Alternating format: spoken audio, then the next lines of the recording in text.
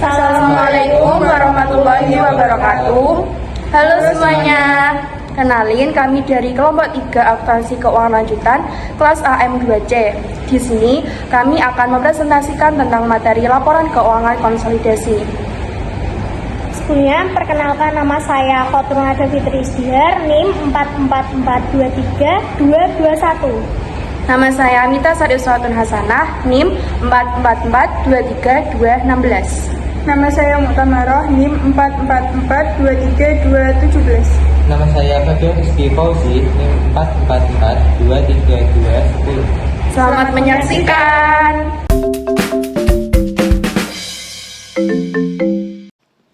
Laporan keuangan konsolidasi. Tujuan dari laporan keuangan konsolidasi adalah untuk penyajikan, terutama untuk kepentingan pemilik dan kreditor induk perusahaan, hasil operasi dan posisi keuangan induk perusahaan, dan semua anak perusahaannya, seolah-olah kelompok yang dikonsolidasikan adalah satu entitas ekonomi. Ada anggapan bahwa laporan keuangan konsolidasi lebih bermakna daripada laporan keuangan terpisah, dan bahwa laporan keuangan konsolidasi biasanya diperlukan untuk penyajian yang wajar ketika salah satu entitas dalam kelompok yang dikonsolidasikan secara langsung atau tidak langsung memiliki kepentingan keuangan yang mengendalikan entitas lainnya.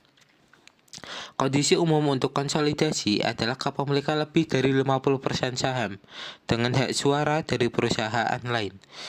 Berdasarkan GAAP saat ini, anak perusahaan dapat dikecualikan dari konsolidasi dalam beberapa situasi.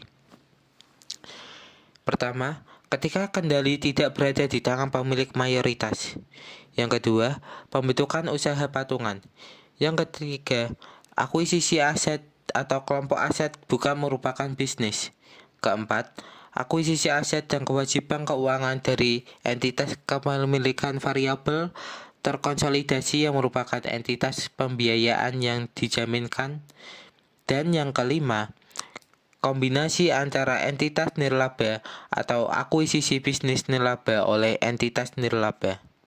Nah, selanjutnya ada contoh induk perusahaan mengakuisisi 100% saham anak perusahaan pada nilai buku. Induk perusahaan mengakuisisi 100% saham anak perusahaan di mana nilai buku perusahaan anak aktiva sebesar 1 miliar, kewajiban sebesar 400 juta, dan akuitas sebesar 600 juta. Sedangkan harga akuisisi adalah 600 juta dari 100% saham perusahaan anak pada nilai buku. Nah, jurnal akuisisinya yaitu investasi pada perusahaan anak pada kas sebesar 600 juta.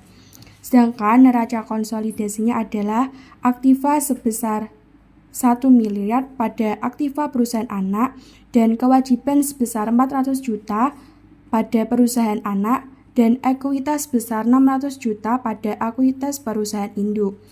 Dalam contoh di atas, induk perusahaan mengakuisisi 100% saham anak perusahaan pada nilai buku sebesar 600 juta. Harga akuisisi sama dengan nilai buku ekuitas perusahaan anak, sehingga tidak ada goodwill atau diskon akuisisi yang diakui. Neraca konsolidasi setelah akuisisi menunjukkan aktiva, kewajiban, dan ekuitas grup perusahaan secara keseluruhan. Karena perusahaan induk mengakuisisi 100% saham perusahaan anak, maka ekuitas perusahaan anak tidak lagi dalam neraca konsolidasi.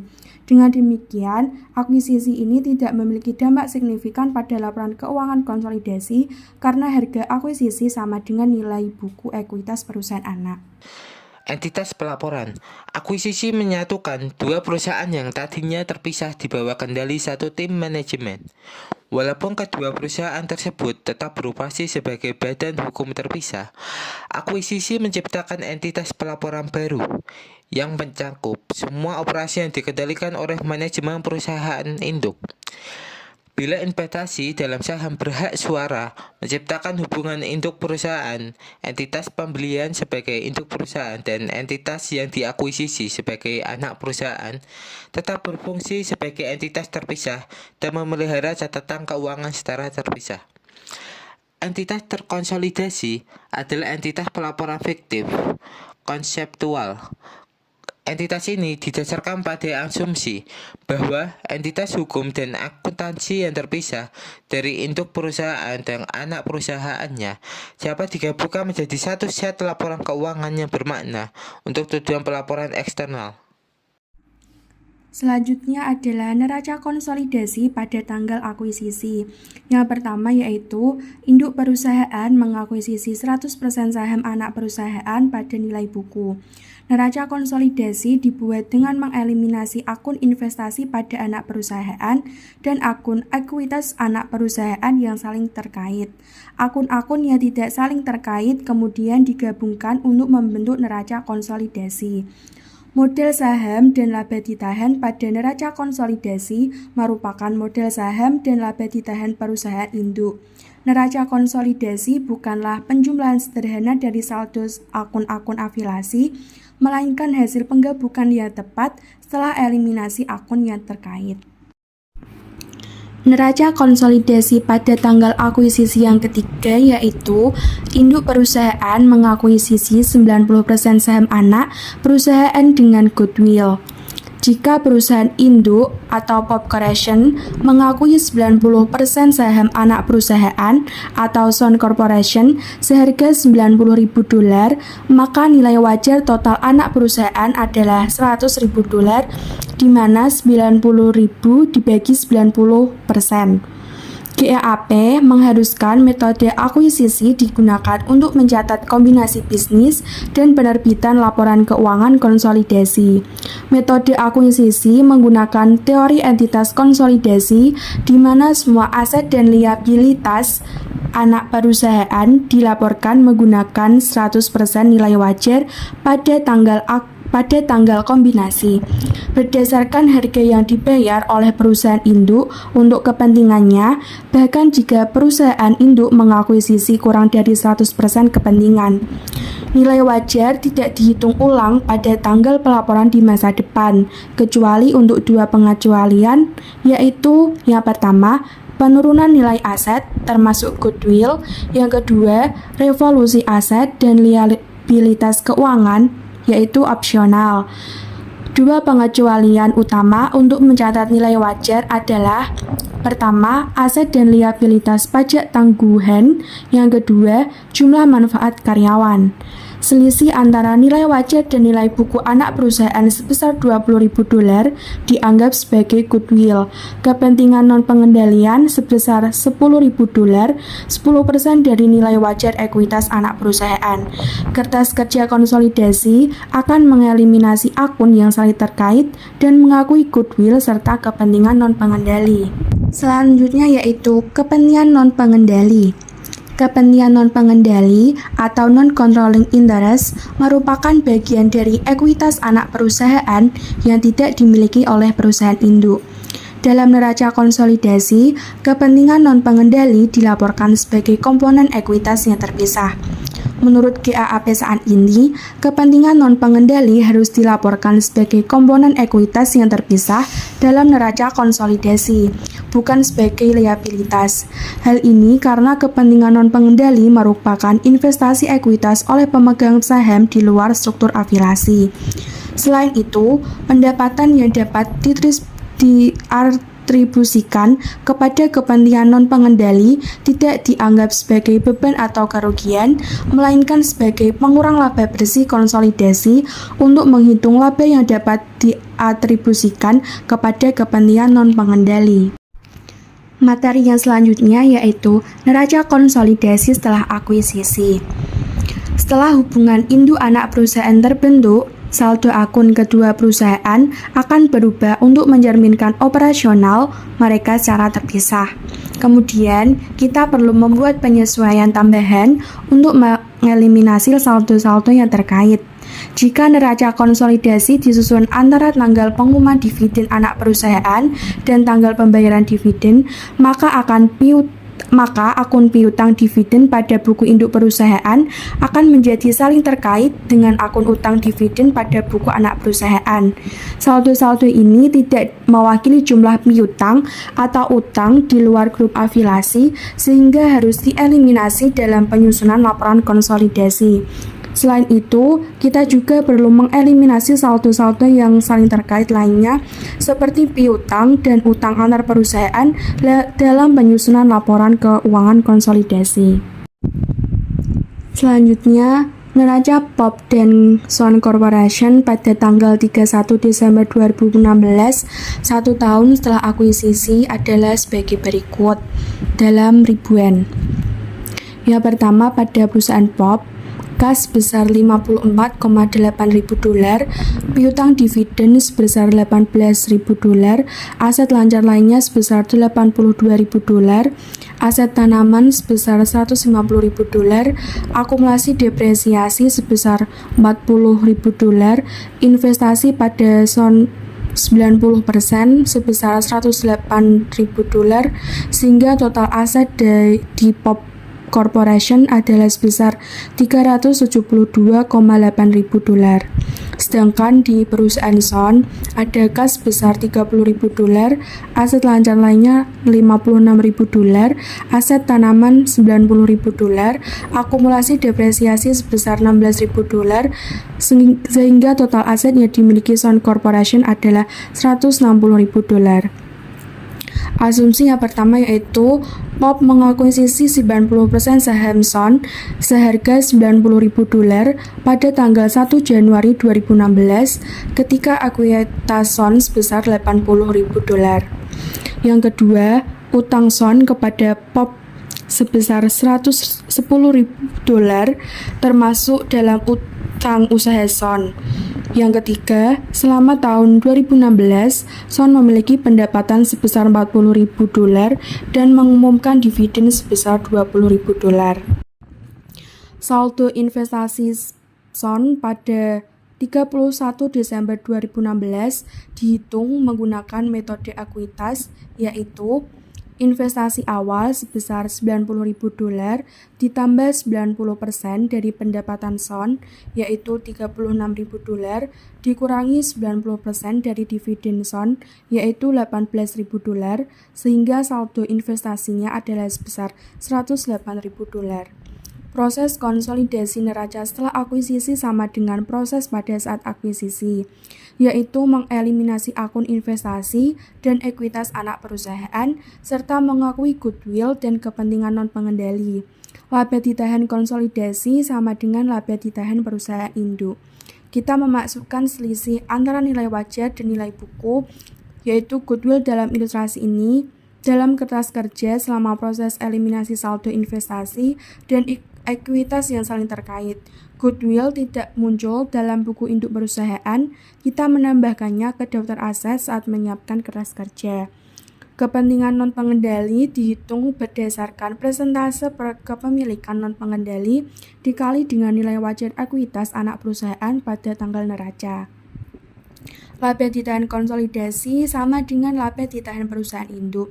Ini berarti bahwa laba ditahan anak perusahaan tidak dimasukkan dalam laba ditahan konsolidasi kecuali jika perusahaan induk memiliki 100% saham anak perusahaan. Selanjutnya, ada materi menetapkan kelebihan pada aset bersih dan goodwill yang dapat diidentifikasi dan niat baik. Asumsi mendasar dari penetapan kelebihan tersebut adalah bahwa nilai buku dan nilai wajar aset dan liabilitas yang dapat diidentifikasi adalah sama. Namun, jika bukti menunjukkan bahwa nilai wajar melebihi nilai buku atau nilai buku melebihi nilai wajar, kami menetapkan kelebihan tersebut sebagaimana mestinya. Selanjutnya, ada dampak penugasan pada neraca konsolidasi pada akuisisi. Buku terpisah dari perusahaan afiliasi tidak mencatat perbedaan nilai wajar atau nilai buku dalam akuisisi yang menciptakan hubungan induk anak perusahaan. Kami menggunakan prosedur kertas kerja untuk menyesuaikan nilai buku anak perusahaan agar mencerminkan perbedaan nilai wajar atau nilai buku, dan jumlah yang disesuaikan muncul dalam rencana konsolidasi. Kami menentukan jumlah penyesuaian terhadap aset dan liabilitas individual menggunakan pendekatan konsolidasi satu baris yang disajikan dalam bab 2. Pada tanggal 31 Desember 2016, PAM membeli 90% saham biasa Sun Corporation yang beredar secara langsung dari pemegang saham Sun Corporation seharga 55.200.000 tunai ditambah 100.000 lembar saham biasa PAM Corporation dengan nilai nominal $10 dan nilai pasar $5 juta. Biaya tambahan penggabungan adalah $200.000. PAM membayar biaya tambahan ini secara tunai. PAM dan Sun harus terus beroperasi sebagai perusahaan induk dan anak perusahaan karena 10% saham Sun beredar dan dimiliki oleh pemegang saham non-pengendali. Selanjutnya ada pengaruh amortisasi terhadap neraca konsolidasi setelah akuisisi. Dampak amortisasi kelebihan sebesar $5.433 pada neraca konsolidasi per 31 Desember 2017 didasarkan pada asumsi berikut tentang operasi PAM dan Sun selama tahun 2017 dan tentang periode amortisasi aset dan kewajiban yang relevan yang menjadi alokasi kelebihan dalam lampiran 3-7. Asumsi-asumsi ini adalah sebagai berikut. Pendapatan tahun 2017 dalam ribuan, pendapatan bersih Sun di debit $800, di kredit pendapatan PAM tidak termasuk pendapatan dari Sun 2.523,5.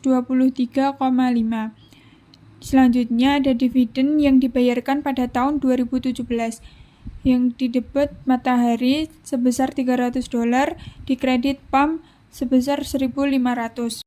Selanjutnya ada amortisasi kelebihan. Yang pertama, persediaan yang dijual pada tahun 2017 dinilai terlaku rendah. Selanjutnya, tanah yang dinilai rendah masih dimiliki oleh Sun. Tidak ada amortisasi. Yang ketiga, bangunan yang dinilai rendah masa manfaatnya 40 tahun sejak 1 Januari 2017. Selanjutnya, peralatan yang dinilai terlalu tinggi manfaatnya 5 tahun sejak 1 Januari 2017. Yang keenam, obligasi yang dinilai terlalu tinggi akan dilunasi pada tahun 2017. Yang terakhir, nilai niat baik tanpa amortisasi.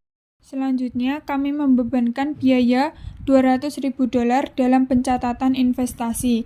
Informasi perbandingan nilai buku dan nilai wajar untuk PAM dan Sun sebelum akuisisi pada tanggal 31 Desember 2016 muncul dalam lampiran 3-6. PAM mencatat akuisisi tersebut pada pembukuannya dengan entry jurnal berikut dalam ribuan. Investasi di Matahari plus A di debit 10.200. Saham biasa plus SE di kredit 1.000. Tambahan modal di Setor plus S di kredit 4.000. Tunai A 5.200. Untuk mencatat akuisisi 90% dari saham Sun Corporation yang beredar, saham seharga $5 juta tunai dan 100.000 lembar saham biasa PAM dengan nilai pasar $5 juta. Di debit ada beban investasi (ESE 200), di kredit tunai min A 200 untuk mencatat biaya tambahan dalam penggabungan dengan Sun. Ini adalah satu-satunya entry pada pembukuan PAM untuk mencatat penggabungan tersebut. Sun tidak mencatat entry apapun karena PAM memperoleh 90% sahamnya secara langsung dari pemegang saham Sun. Kami tidak menggunakan informasi neraca yang diberikan dalam lampiran 3-6 dalam mencatat akuisisi pada pembukuan PAM. Kami menggunakannya dalam menyiapkan neraca konsolidasi untuk entitas gabungan segera setelah akuisisi. Selanjutnya ada laporan laba rugi konsolidasi. Laporan ini mencerminkan asumsi dan jumlah sebelumnya yang digunakan dalam menyiapkan kertas kerja neraca konsolidasi untuk PAM dan Sun. Item pendapatan dan biaya terperinci telah ditambahkan untuk mengilustrasikan laporan laba rugi konsolidasi, tetapi semua asumsi dan jumlah sepenuhnya sesuai dengan yang telah diperkenalkan. Penyesuaian dan entry eliminasi belum disertakan dalam ilustrasi. Yang pertama ada perbedaan antara laporan laba rugi konsolidasi dan laporan laba rugi tidak konsolidasi dari perusahaan induk terletak pada rincian yang disajikan. Yang kedua, laba bersih konsolidasi adalah laba bersih dari grup konsolidasi. Laporan laba rugi konsolidasi harus dengan jelas memisahkan pendapatan yang dapat didistribusikan kepada kepentingan pengendalian dan non-pengendali. Sepanjang sisa teks ini, kami memberi label ini sebagai bagian kepentingan pengendali dan non-pengendali dari laba bersih. Selanjutnya ada laporan laba rugi terpisah. PAM menunjukkan pendapatan dan beban dari operasi PAM sendiri ditambah dari pendapatan investasinya dari Sun. Sebaliknya, kolom laporan laba rugi konsolidasi menunjukkan pendapatan dan beban Sun dan PAM tetapi tidak menunjukkan pendapatan investasi. Selanjutnya, pendapatan induk dari investasi anak perusahaan disebut sebagai pendapatan dari anak perusahaan. Equity in children, Cummings, investasi dari anak perusahaan atau keterangan deskriptif lainnya. Laporan laba rugi konsolidasi seperti neraca konsolidasi lebih dari sekedar penjumlahan akun laba dari afiliasi. Penjumlahan semua item laporan laba rugi untuk PAM dan Sun akan menghasilkan angka laba gabungan.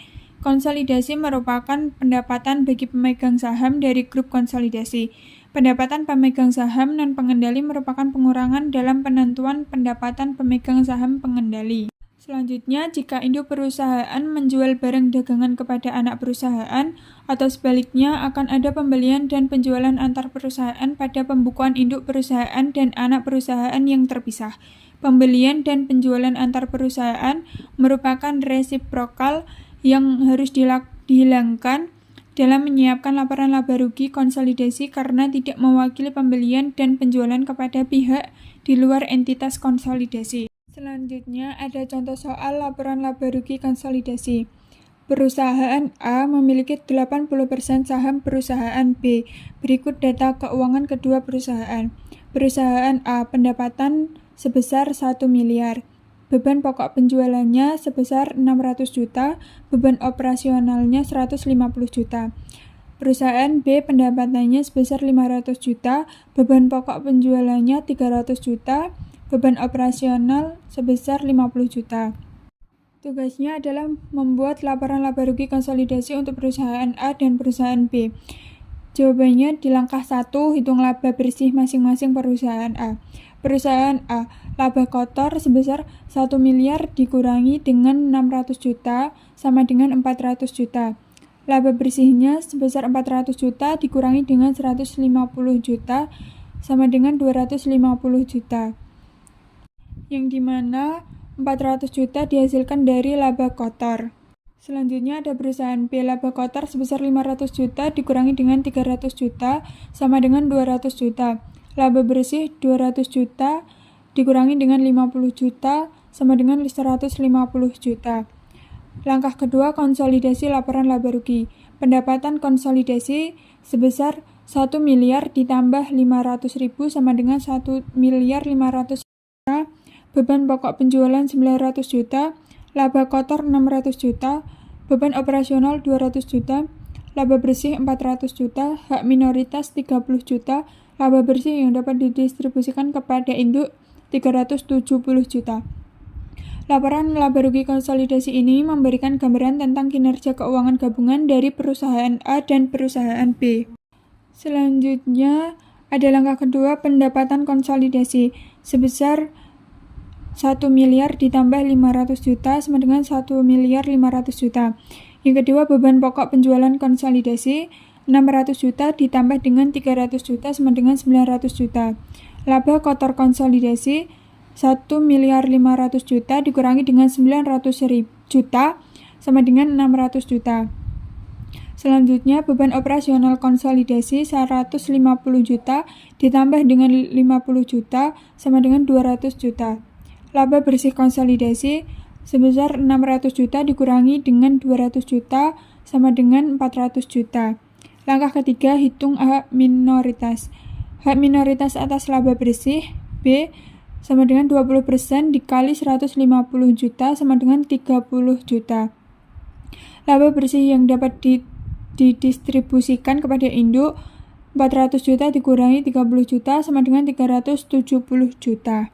Laporan laba rugi konsolidasi, pendapatan 1 miliar 500 juta, beban pokok penjualan 900 juta, laba kotor 600 juta, beban operasional 200 juta, laba bersih 400 juta, hak minoritas 30 juta, laba bersih yang dapat didistribusikan kepada induk 370 juta. Laporan laba rugi konsolidasi ini memberikan gambaran tentang kinerja keuangan gabungan dari perusahaan A dan perusahaan B. Pas don accounting. Dalam ilustrasi Pam and Son, kami mencatat investasi pada buku Pam dengan biaya perolehan dan menetapkan harga pembelian ke aset dan kewajiban yang dapat diidentifikasi dan niat baik melalui entry penyesuaian kertas kerja.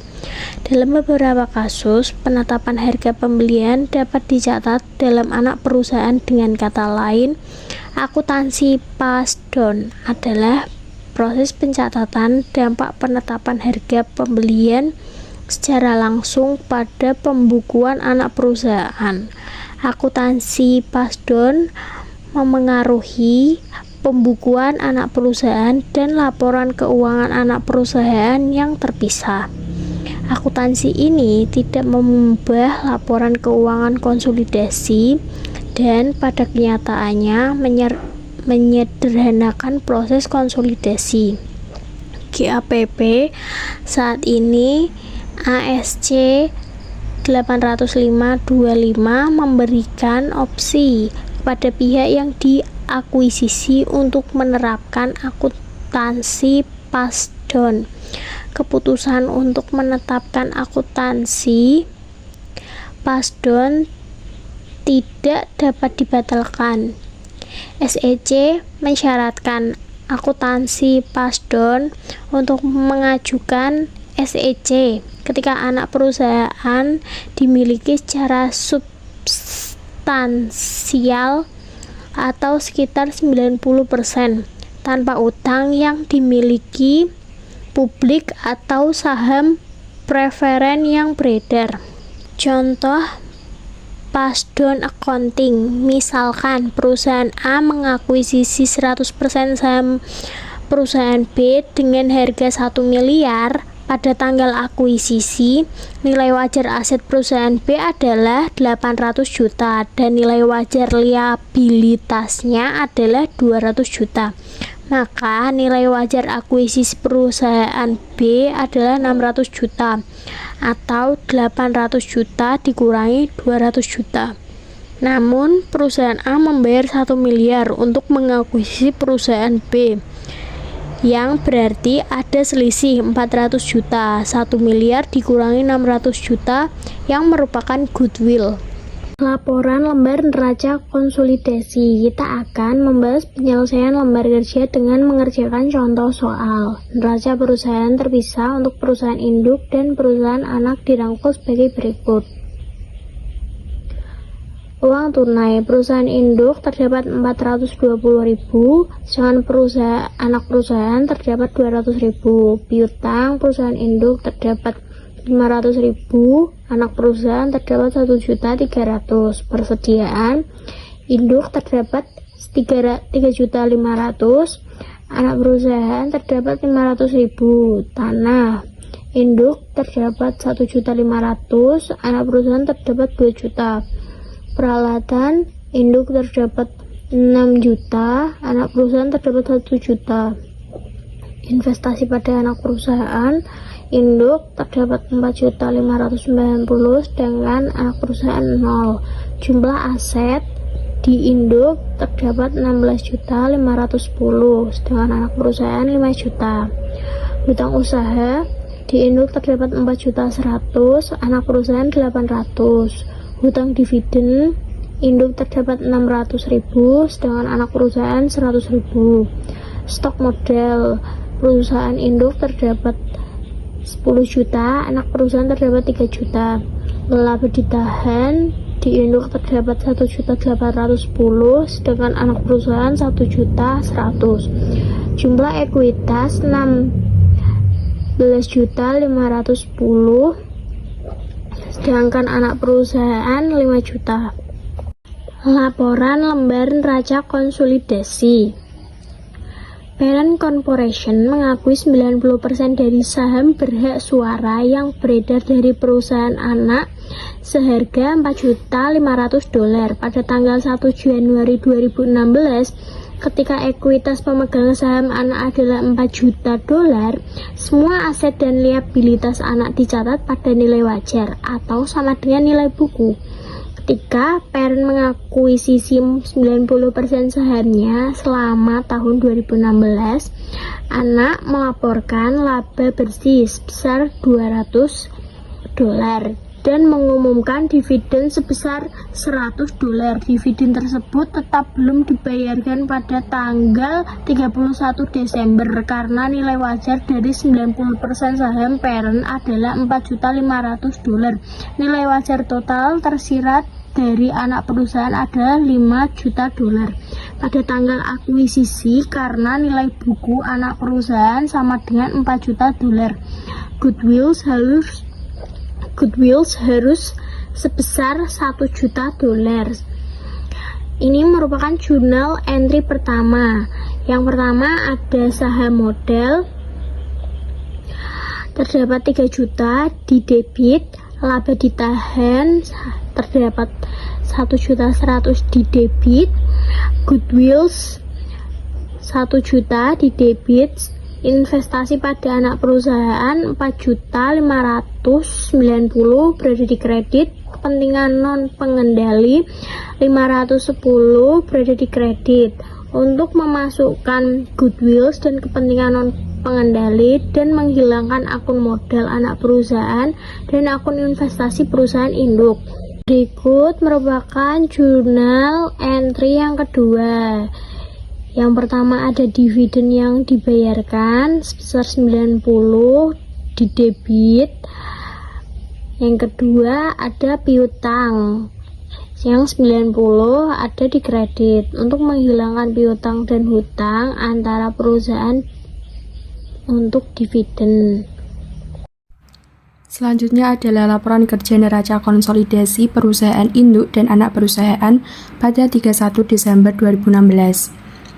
Yang pertama yaitu uang tunai di induk perusahaan sebesar 420.000, sedangkan di anak perusahaan adalah sebesar 200.000, dan di penyesuaian dan eliminasi kosong, jadi di neraca konsolidasi adalah 620.000 hasil dari penjumlahan antara 420 dan 200.000.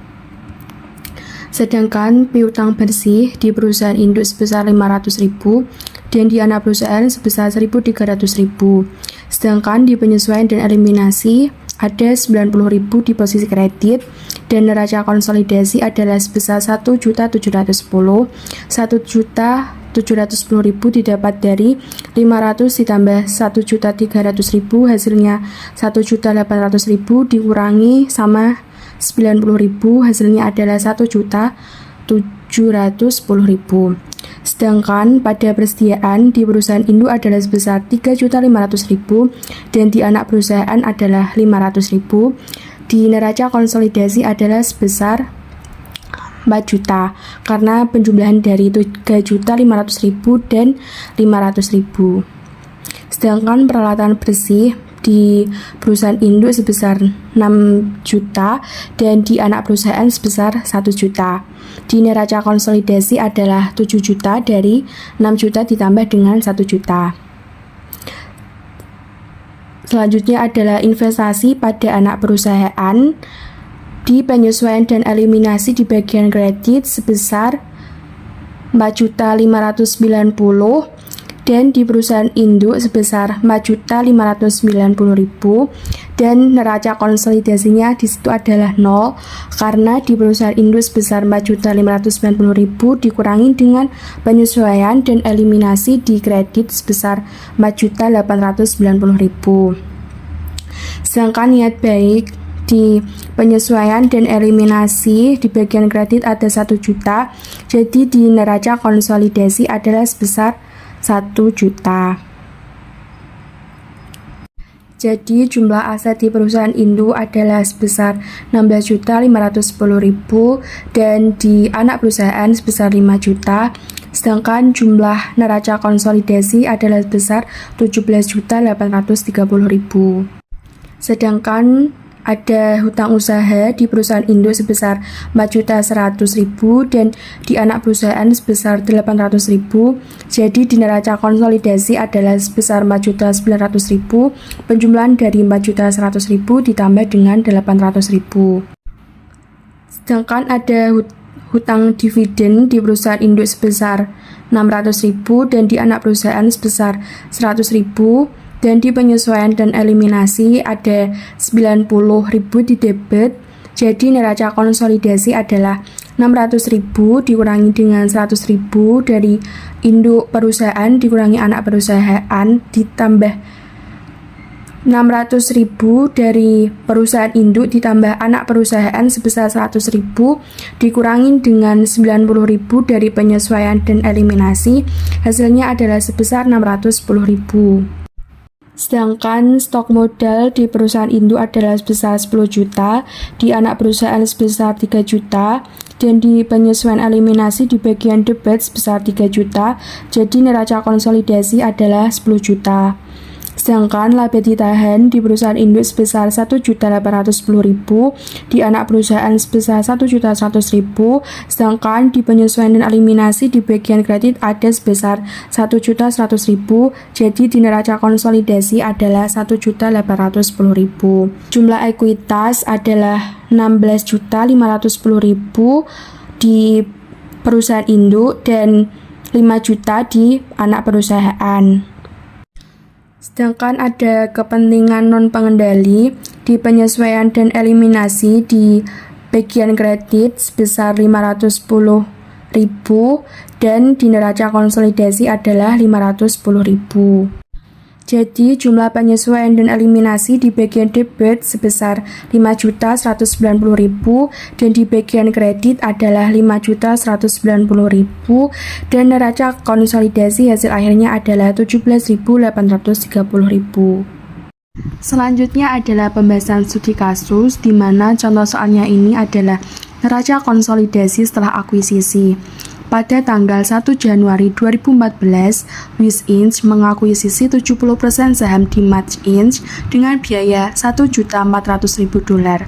Aset bersih Mach Inch pada tanggal ini adalah $1.500.000. Selama tahun 2014, Mach Inch melaporkan laba bersih sebesar $600.000 dan mengumumkan dividen sebesar $300.000. Nilai wajar aset bersih Mach Inch sama dengan nilai buku pada tanggal 1 Januari 2014. Di sini perintahnya adalah hitung goodwill yang harus dilaporkan dalam neraca konsolidasi pada tanggal 30 Desember 2014, dan yang kedua yaitu hitunglah kepentingan non-pengendalian yang harus dilaporkan dalam neraca konsolidasi pada tanggal 31 Desember 2014. Cara penyelesaiannya yang pertama yaitu perhitungan goodwill. Goodwill dihitung sebagai selisih antara harga pembelian dan nilai wajar aset bersih yang diperoleh. Perhitungannya yaitu harga pembelian sebesar $1.400.000, nilai wajar aset bersih yang diperoleh adalah 70% dari $1.500.000 sama dengan $1.050.000. Goodwill sebesar $1.400.000 dikurangi $1.050.000, hasilnya adalah $350.000. Goodwill tetap sama kecuali ada penurunan nilai, sehingga goodwill yang dilaporkan dalam neraca konsolidasi pada tanggal 31 Desember 2014 masih sebesar $350.000. Yang kedua yaitu perhitungan kepentingan non-pengendali. Kepentingan non-pengendali mewakili bagian ekuitas anak perusahaan yang tidak dimiliki oleh perusahaan induk. Untuk menghitungnya, kita perlu menentukan ekuitas anak perusahaan pada akhir tahun. Aset bersih awal yaitu sebesar $1.500.000, laba bersih sebesar $600.000, dividen sebesar $300.000. Aset bersih pada tanggal 31 Desember 2014 adalah $1.500.000 ditambah dengan $600.000 dikurangi $300.000, hasilnya yaitu $1.800.000, yaitu dari aset bersih awal ditambah dengan laba bersih dikurangi dengan dividen, hasilnya tadi $1.800.000. Sedangkan presentasi kepentingan non-pengendali adalah 30% dari 100% dikurangi dengan 70%. Kepentingan non-pengendali adalah 30% dari $1.800.000. $1.800.000 didapat dari aset bersih pada tanggal 31 Desember 2014, yaitu 30% dikalikan $1.800.000, yaitu sebesar $540.000. Jadi, kepentingan non-pengendali yang dilaporkan dalam neraca konsolidasi pada tanggal 31 Desember 2014 adalah sebesar $540.000.